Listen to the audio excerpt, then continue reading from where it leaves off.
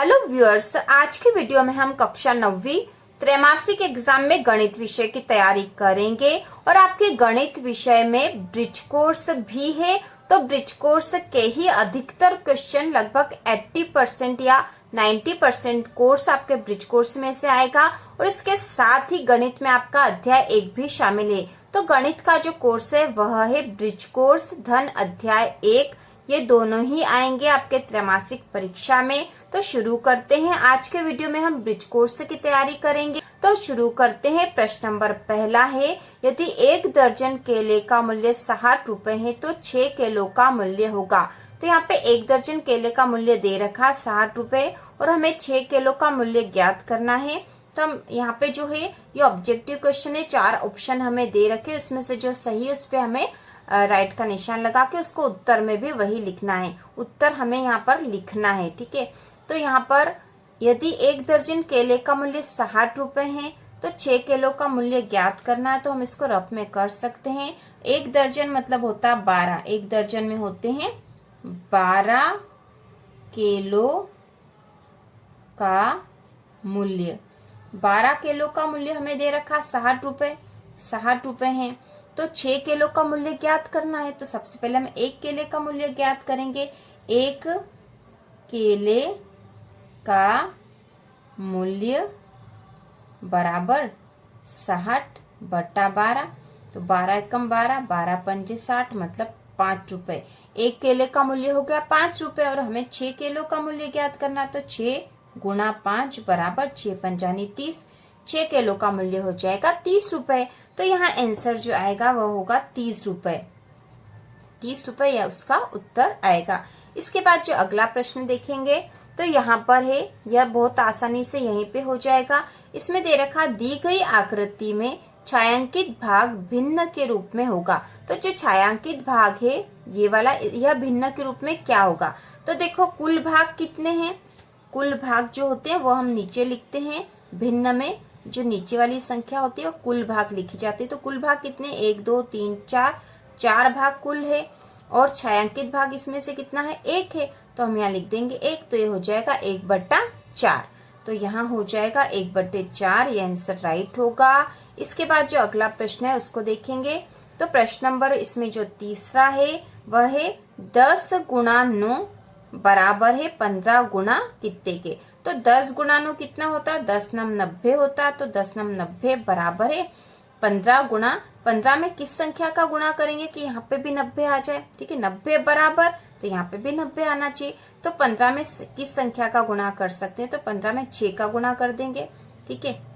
15 गुणा 6, तो 15 6 90 हो जाता है। तो यहाँ पे भी 90 हो जाएगा। 90 बराबर 90, तो यहाँ पे आ जाएगी 6, ठीक है। क्योंकि यदि हम 6 का गुणा करेंगे तो 15 6 90 हो जाएगा और यह भी 90 है। तो दोनों तरफ की संख्या बराबर हो जाएगी। तो यह आना चाहिए 6 और यह आंसर है अ वाला 6। इसके बाद हम अगला प्रश्न देखेंगे। तो अगला प्रश्न है 0.3 और 0.8 का गुणनफल होगा। तो इसका गुणनफल क्या होगा, इसको हम करके देख लेते हैं। तो यहाँ दे रखा 0.3 और 0.8। तो यदि हम इसका गुणा करेंगे, ठीक है, 0.3 गुणा 0.8, तो यहाँ गुणा करेंगे तो 8 का 3 में करेंगे तो 8 3 24 हो गए हैं। और हम सीधा ही कर सकते हैं, ये दशमलव यहाँ पर एक संख्या के बाद दशमलव और एक संख्या के बाद दशमलव, मतलब यहाँ 2 संख्या के बाद दशमलव आना चाहिए। तो 2 संख्या के बाद दशमलव आ जाएगा और ये हमने 0 लगा दिया क्योंकि इधर तो 0 था ही सही। तो यहाँ आ जाएगा 0.24, ठीक है। 0.24 ये आंसर आएगा। और यहाँ पे ऑप्शन में हम देख लेंगे, ब वाला राइट है, 0.24 यहाँ वाला। तो उत्तर बराबर ब 0.24 ऐसा लिखना पड़ेगा। इसके बाद अगला प्रश्न है सही जोड़ी मिलाइए। तो सही जोड़ी मिलाने में वाले में प्रश्न में भी यहाँ पर जो है इनको हल करना पड़ेगा। तो सबसे पहला है 0.45 धन 0.25। तो इसको हम करके देख लेंगे। यहाँ पर है 0.45 और 0.25। तो ये है 0.45 और 0.25। यदि इनको जोड़ देंगे तो 5 और 5 10 की 0, असिल का 1, 4 और 5 6 7 हो गए हैं। दशमलव के नीचे दशमलव और 0, तो 0.70 से इसकी जोड़ी बनेगी। मतलब पहला वाला जो है इसकी जोड़ी बनेगी 0.70, यहाँ पे है चौथे नंबर पे, तो यहाँ जोड़ी मिला दी हमने।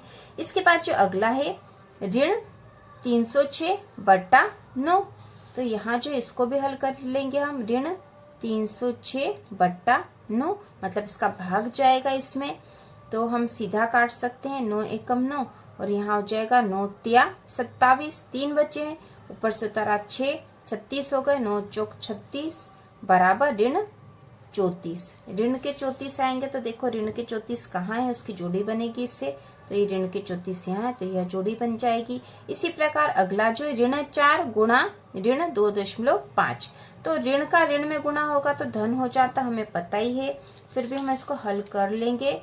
तो यहाँ पे है ऋण के 4, ठीक है, ऋण के 4 यहाँ पे कर लेते हैं। ऋण के 4 गुणा ऋण 2.5, तो ऋण का ऋण में गुणा होगा तो धन हो जाता है, और 4 का गुणा 5 में करेंगे तो 4 और 5 20 की 0, आसिल का 2, 4 दूना 8 और 2 10 हो गया। एक संख्या के बाद दशमलव है, तो यहाँ पे एक संख्या के बाद दशमलव ऐसे हो जाएगा, तो यहाँ आ जाएगा 10.0 या फिर 10 लिख सकते हैं हम सीधा, तो यहाँ पे आ जाएगा आंसर 10, ठीक है, 10, इसकी जोड़ी बनेगी 10 से। इसके बाद जो अगला है ऋण 3.5 धन 2.5, तो इसको हम करेंगे ऋण के 3.5 और धन के 2.5 है, तो ये धन है और ये ऋण है। धन ऋण वाली संख्या होगी तो हमेशा ऋण मतलब घटाव होता है, तो यहाँ घटाव होगा। 5 में से 5 गए तो 5 बचा 0, 3 में से 2 गया तो बचा 1, लेकिन एक जो बचा है तो यहाँ बड़ी संख्या कौन सी, यहाँ पे ऋण वाली संख्या बड़ी थी तो ऋण का 1 बचेगा, तो यहाँ ऋण का 1 बचना चाहिए। यहाँ पे 1 है लेकिन ऋण का नहीं है, यहाँ पे ऋण का 1 आना चाहिए था, यहाँ कुछ गलती है, ठीक है, ऋण का 1 आएगा यहाँ पे। अगला जो है 4/5, ठीक है, 4/5 को कैसे हम हल कर सकते हैं, तो यहाँ जैसे है 4/5, तो 4 में यदि हम 5 का भाग लगाएंगे तो भाग नहीं जाएगा, ठीक है, भाग नहीं जाएगा तो 0 लगेगी, फिर दशमलव की 1 0 यहाँ लग जाएगी, 5 और 8 40 हो जाएगा, तो 0.8 होगा, तो यहाँ पे हो जाएगा 0.8, ये रहा, तो इसका हो जाएगा 0.8। इसके बाद अगला 0.5/10, तो ये 0.5/10 को हल करेंगे, तो ये जो नीचे वाली 0 हटा देंगे तो ऊपर एक संख्या के बाद दशमलव लगेगा, तो ये दशमलव यहाँ आ जाएगा, मतलब ये हो जाएगा 0.05, ठीक है, 0.05 आंसर आना चाहिए। तो यहाँ पे 0.05 यहाँ पे है, तो इसकी जोड़ी बनेगी यहाँ पे 0.05 से, ठीक है, तो इस प्रकार से जोड़ी बन जाएगी। इसके बाद अगला प्रश्न नंबर 3 है, एक शब्द वाक्य में उत्तर दीजिए। इसमें पहला प्रश्न है, संख्या 1312 में कौन सी संख्या जोड़ने पर संख्या 1400 हो जाएगी।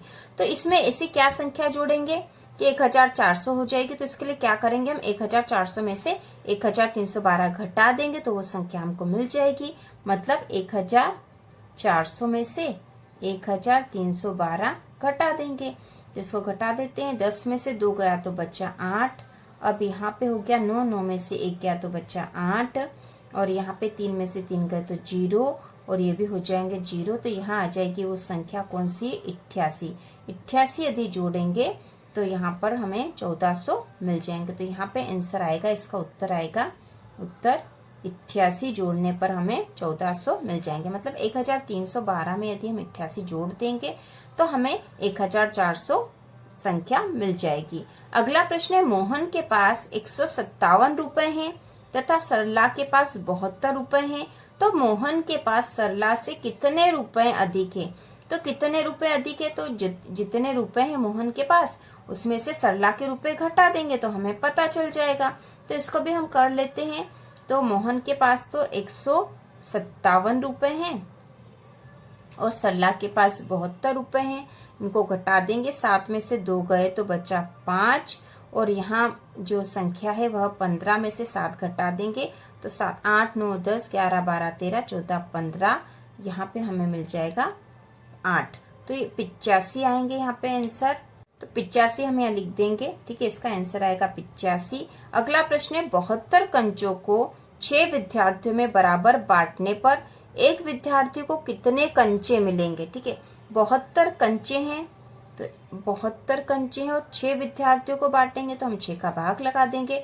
6 एकम 6, एक बचा, ऊपर से उतारा 2, 6 दूना 12 और यहाँ पे हो गए हैं 12।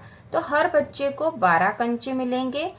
यहाँ पे था एक विद्यार्थी को कितने कंचे मिलेंगे, तो एक विद्यार्थी को 12 कंचे मिलेंगे, आंसर आएगा। अगला प्रश्न, यदि हीना आमिर से 2 गुनी ऊंची है तो हीना और आमिर की ऊंचाई का अनुपात क्या है।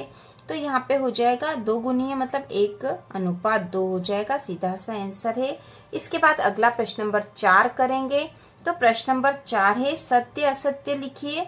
तो यहाँ पे जो है दी गई आकृति में छायांकित भाग भिन्न के रूप में 3/4 है। तो हमें देखना है कि क्या ये 3/4 है।